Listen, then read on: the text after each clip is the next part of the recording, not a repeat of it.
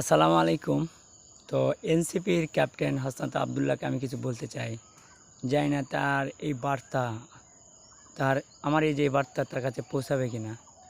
তো আপনারা যে জুলাই মাসে যে গণঅভ্যুত্থান আন্দোলনটা করলেন, সেখানে কি শুধু আপনার রাজমিস্ত্রি ও দরিদ্রের ছেলেপেলেরাই গিয়েছিল, নাকি কৃষকের ছেলেপেলেরাও গিয়েছিল? তো আপনারা মনে রাখবেন যে এই বাংলাদেশে 80% লোক কৃষক। তো শুধু ওই ইঞ্জিনিয়ার, ডাক্তার এগুলোর ছেলেপেলে বিশ্ববিদ্যালয়ে পড়ে না। দেখবেন যে বেশিরভাগই আপনার যারা পড়ে সেগুলো সব বেশিরভাগই সেই কৃষকের সন্তান।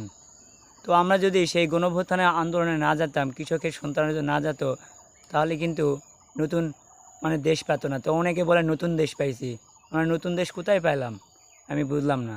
আসলে আমি বলতে চাই, কৃষকের সন্তানরাই কৃষকদের মারলো।